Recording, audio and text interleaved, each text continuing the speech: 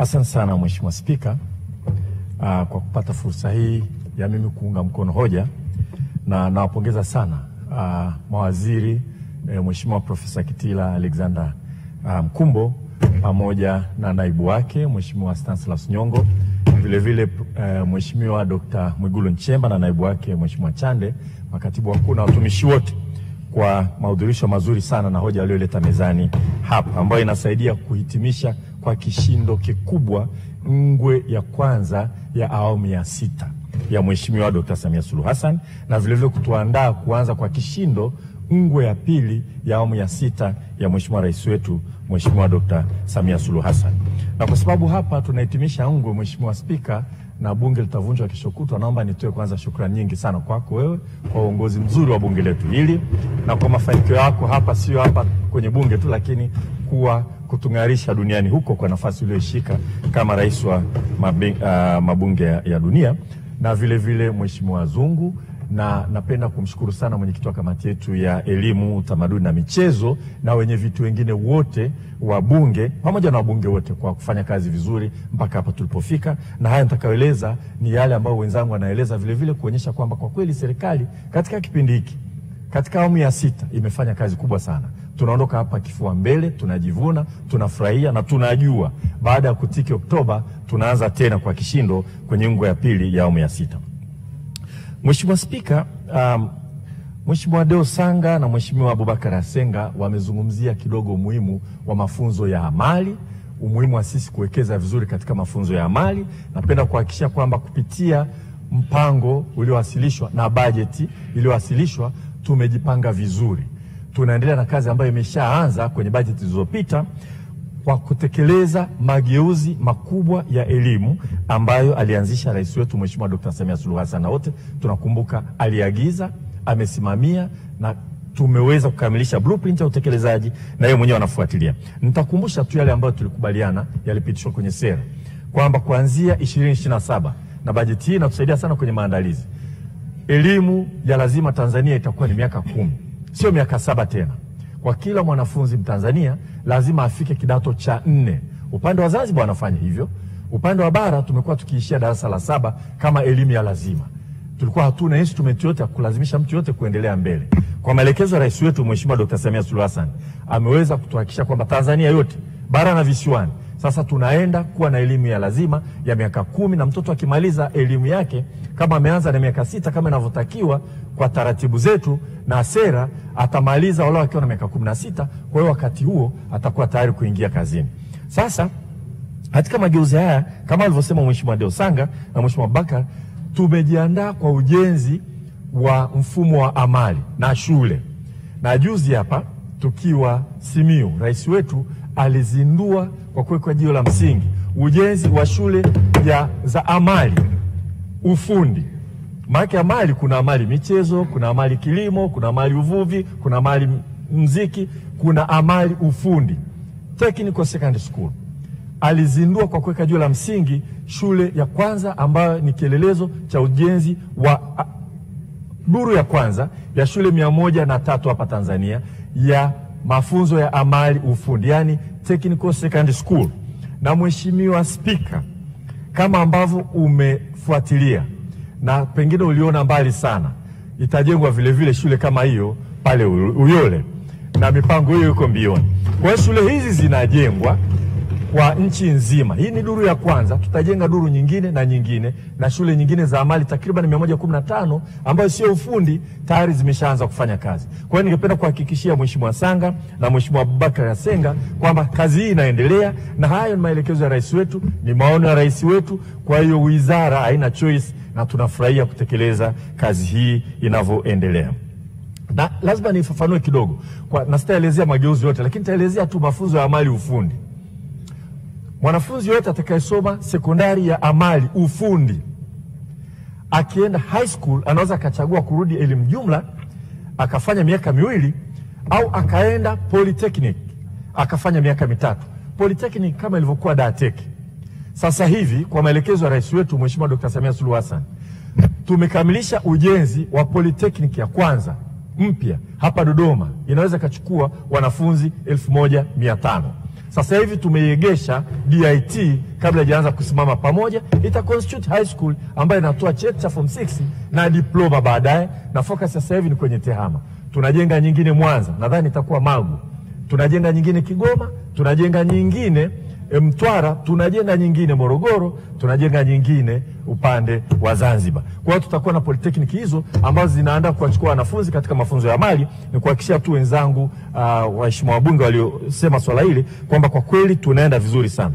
Na pengine wakati nalizungumzia swala hili la mafunzo ya amali, nirudi tena kwenye masuala ya VETA. Na nielezea hapa majuzi mwezi wa 12 nilikutana na kijana mmoja Mtanzania. Yeye ni technician. Anafanya kazi kwenye migodi ya madini. Guinea Conakry. Guinea Conakry ni nchi inayoongea Kifaransa. Nikamwambia wewe umejifunza wapi? Sasa unajifunza VETA Tanzania. Nimemaliza kusoma VETA pale, nikawa nafanya kazi kwenye makampuni ya madini hapa Tanzania. Hatimaye nikachukuliwa na mwekezaji nikaenda Namibia, nimetoka nimekaa Mauritania. Mauritania anaongea Kiarabu na Kifaransa, ameenda Guinea Conakry. Akanihakikishia kama ambavyo nilikuwa nimeshasikia kuna Watanzania wengine wengi wako Ghana, wako hapa Congo DRC, wako huko Mauritania na kadhalika.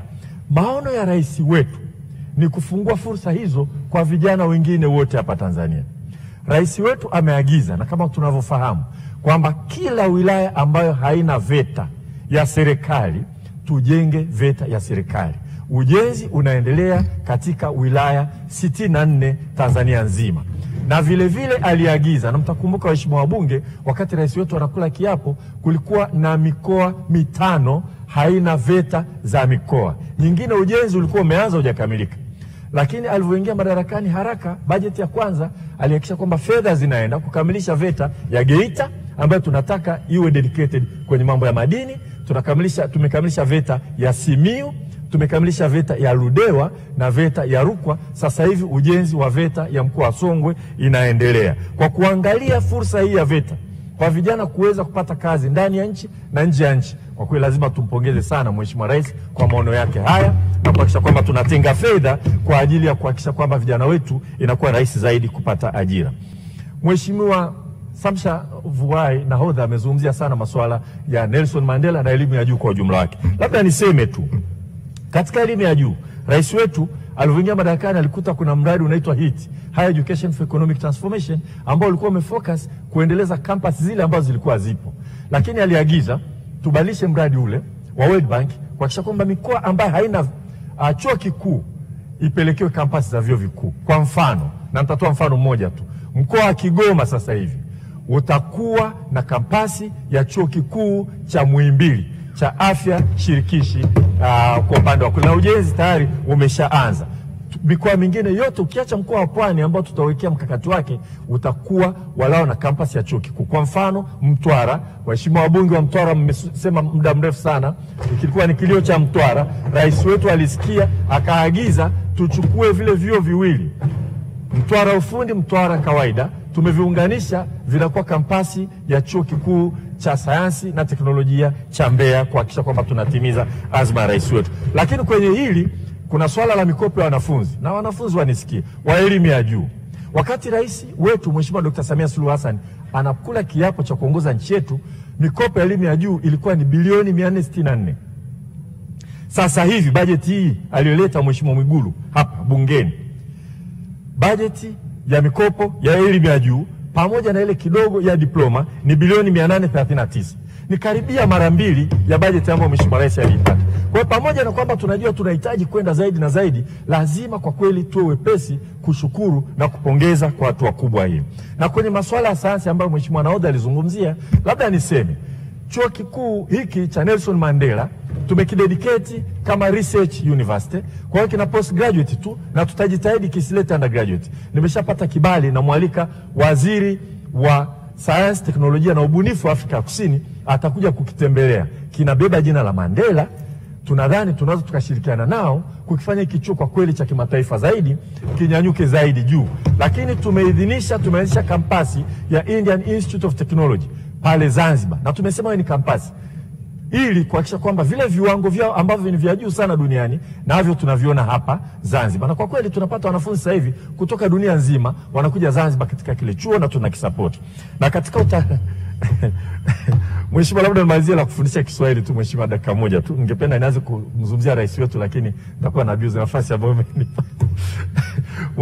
Mheshimiwa Spika, imetolewa hoja vile vile nadhani na Mheshimiwa Kiswaga kwamba tujiandae kufundisha Kiswahili. Najua Mheshimiwa Kabudi labda atalielezea zaidi. Lakini kwa upande wa elimu tumehakikisha sasa hivi tutakuwa na chuo kimoja kile cha Marangu ambacho kinafundisha lugha, kianze kufundisha walimu ambao wanaweza kawa wakalimani vile vile. Huwezi kwenda kufundisha Kiswahili huko nje kama mudu lugha nyingine.